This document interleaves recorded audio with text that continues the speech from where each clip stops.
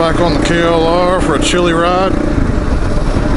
Sun setting on a Sunday afternoon. This is the weekend before Thanksgiving. I don't know how cold it is out here, but it's probably around 50 or maybe the upper 40s by now. The sun's setting, so it's getting a little chilly. A lot of Christmas decorations are going up already. So I just wanted to get out, warm the bike up. I didn't ride it this week to work, and I like to keep it running good. And sometimes that means just getting out and going for a quick ride. There's somebody else going for a ride. What do I want to talk about? How about the 3x3 challenge? I know you guys have been waiting for that for a long time. And I've been pretty lazy.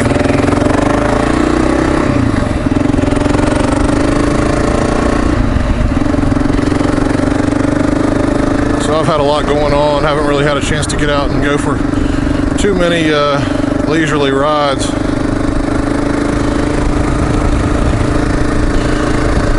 But this is a good time to do this 3x3 challenge, because two guys have actually called me out, gave me a shout out, and brought people to my channel, and I haven't had a chance to pay them the favor back. So first of all, Full Cipher, you called me out with the 3x3 challenge a long time ago, and I was extremely lazy, haven't had a chance to get back to you.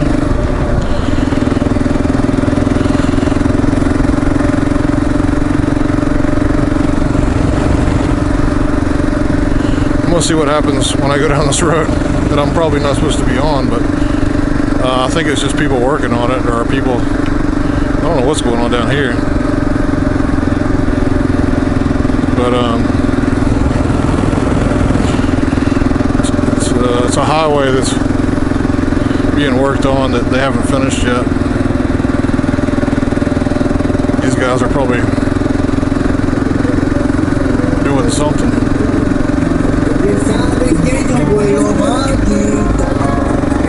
Okay.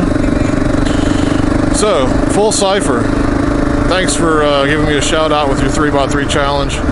And Ron C called me out with the 3x3 challenge, and both of you guys did me a huge favor, brought me some subscribers, and I really appreciate that.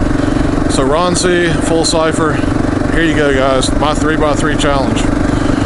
3x3, what is it? I'm supposed to tell you 3 things that you may not know about me, and also I'm supposed to call out 3 more vloggers who you may not know, who I believe that you should check out. And these are folks that I've been watching and believe they have great channels, or they're up and coming, or a lot of good content on there. So let me start off. One thing you may not know about me. What do I do for work?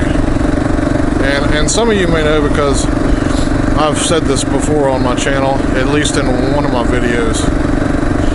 I work in IT security, cyber security, and IT risk management. So what do? I protect corporations from malicious threats, hackers, bad actors, any type of attempt to cause damage technologically to a company. So I defend the company against that, and I also so I set up defenses against that, and I would also track down attacks or attempts to circumvent those measures. So that's the first thing. And so there's number one. I'm going to skip over, and I'm going to also do number one on the other part of the challenge. So I'm going to give you a vlogger that you guys should follow, a channel you should check out, someone I think who's doing a great job. And that is KLR Guy.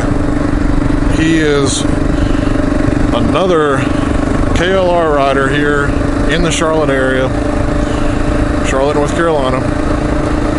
We're probably about 45 minutes to an hour apart. We have not met face to face, but he has a channel that he just started in September, and he's got some great content out. I believe he had a Harley before he had a KLR, but he's switched over to the KLR family, and he's putting out some great content, and I see him as a great up-and-coming channel for you guys to subscribe to and watch. And we're gonna have to meet up sometime and actually do some riding together, I think, too. KLR Guy. So I'll put a link in the description down there for him. So what's next? Something else you may not know about me. I have always wanted to fly paramotors. I have never flown a paramotor. It's something I've always wanted to do. There's some risk involved with it, a little bit more risk than riding a motorcycle. And I'm a big guy, so it's not really a sport that's ever been for big guys. It's better if you're lightweight. And so I'm really hoping that technology one day will get to the point where it'll be real easy for me to pick up a paramotor and just fly it whenever I want. There's some training involved with it. I guess the motor assembly and all that probably costs, you could probably spend anywhere from 8 to 15 grand to get started, and then you've got training you're supposed to go to, which is pretty imperative if you want to do it safely. So you probably spend another, I don't know, $1,500 on that, maybe a little less, maybe $800. But yeah, so that's something I wanted to get into that I haven't ever explored yet. I do watch quite a few channels who have paramotor content. I'm not going to call those guys out, but I will put them in the description. I'll put 3 of them that I like in the description. So if you guys are interested in paramotors, or flying paramotors, or following a channel of someone who flies paramotors, check the description for that. Because this is really about the 3x3 challenge, and I'm not going to list those guys right now. So number 2 for vloggers you guys need to check out, HamOnTheCob. HamOnTheCob, all one word, and he's out in the Ohio, Kentucky line area. I'm not sure if he's on the Kentucky side or the Ohio side, but I know he rides both, and so that's somebody who I have followed for quite some time. He's got a lot of good content. He's a big guy like me, so we both have the same types of upgrades and things that we like to do on our bikes. He's got a music background, so he's got a lot of music that I think he plays guitar and sings some, and he's pretty good at it. So if you're interested in that, he's got some videos for that too. But some KLR stuff out there, and it's interesting stuff. So hopefully he puts some more KLR content up pretty soon, and you guys should check it out. I'll put a link in the description to him. Let's see. What else?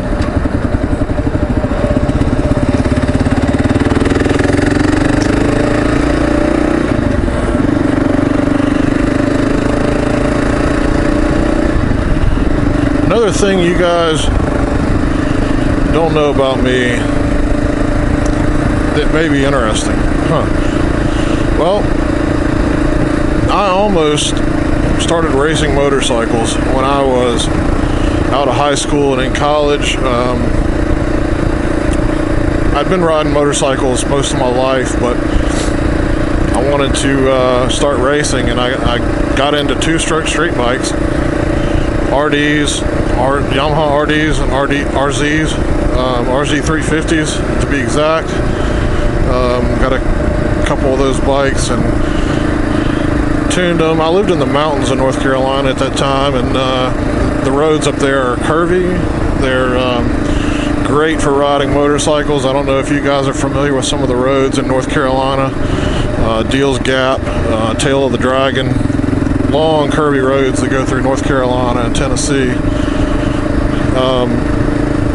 I spent a lot of time riding those roads on a motorcycle, typically an RZ350, and learned how to ride pretty well. Also at the time was planning to go to Talladega driving school to learn how to basically race a motorcycle on track and be instructed to do so. In the long process of preparing the bike and practicing on, roads in western North Carolina, I attempted to overdrive probably many a time. Put myself into somewhat unsafe situations, and I did spend a lot of time. Man, there's a fire over there. Did spend a lot of time sliding up the road or down the road. Wore out some jeans, wore out some leathers, wore out some leather jackets, a few book bags.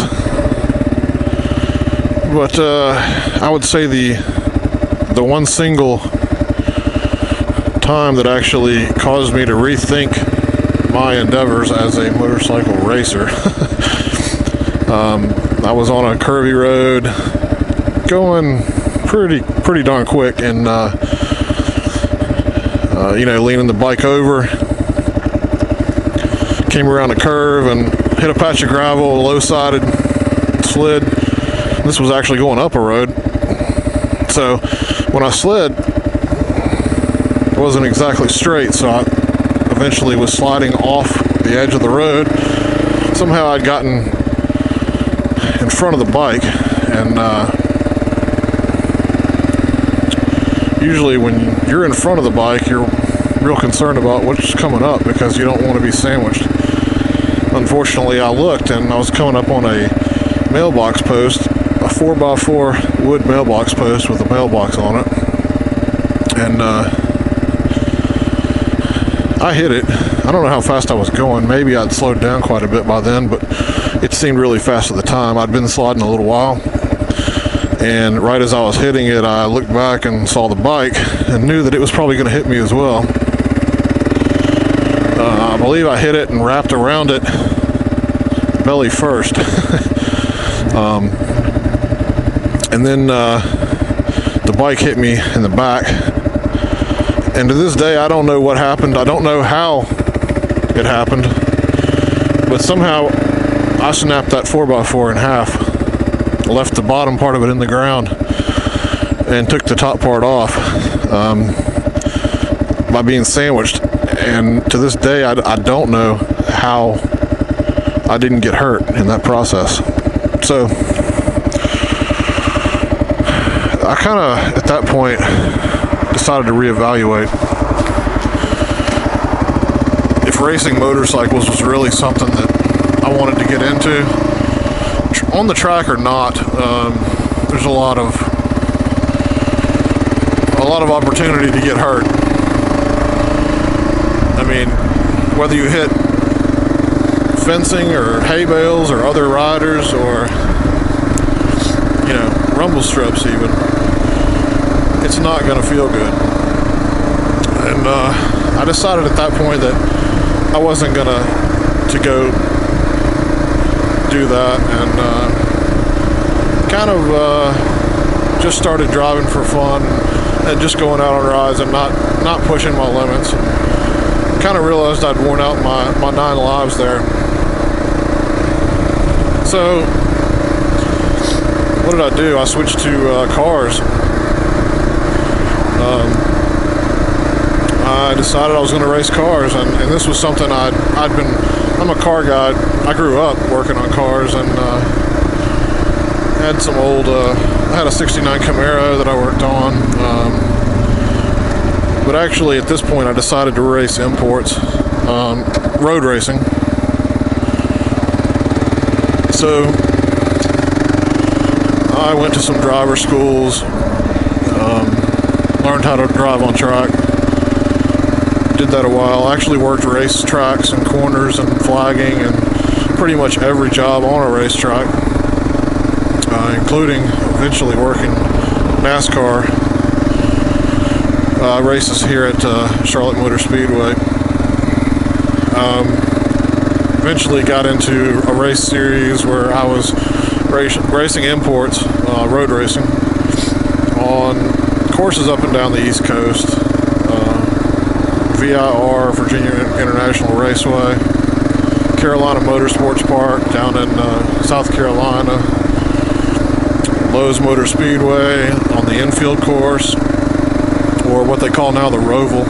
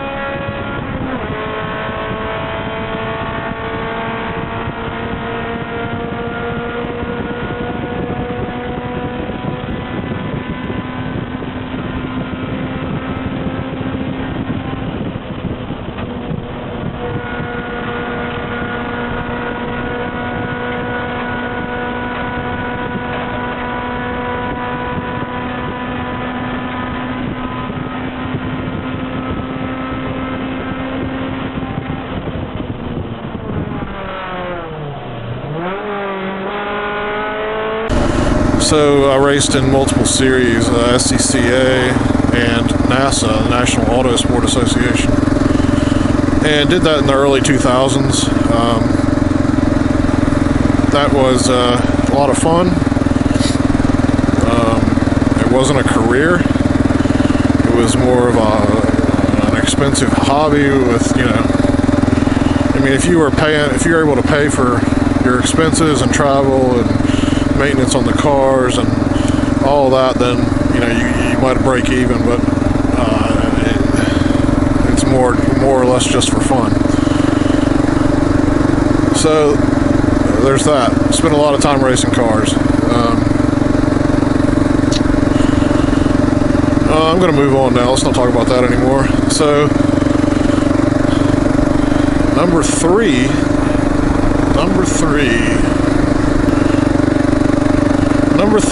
on the list of vloggers that you guys need to check out, ManofMany Thingz with a Z.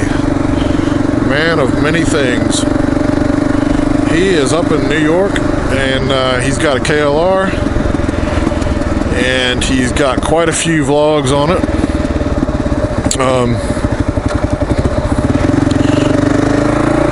He's got a lot more subscribers than I do. He's been doing this since 2012, and a lot of you guys have probably checked out his videos.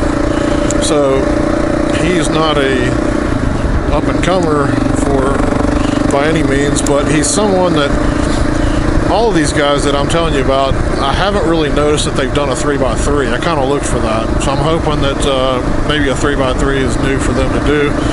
And most importantly, a lot of the guys who watch my channel, some of them have watched some of these other videos on other channels, but not all of them. So I kind of look for those guys. I look for the guys that both haven't done a 3x3, and I don't see a bunch of my same folks subscribed on their channel. So yeah, check out ManofMany Thingz. His channel's great. I'll put it in the description. He posts a lot of reviews, motorcycle accessory reviews, a lot of KLR videos, vlogging, a little bit of everything. He's also got an SJ. He calls it an SJ. It's a Jeep bug-out vehicle, basically. He's got a lot of time put into that, so he's got some videos on that too. He seems like a great guy. Definitely somebody I would ride with if he was down here in North Carolina or made the way down here. So you guys should check him out. So that's number 3, and those are the 3 folks that I'm gonna throw up for my 3x3 challenge: KLR Guy, HamOnTheCob, and ManofMany Thingz. So there you go. You guys definitely need to check them all out.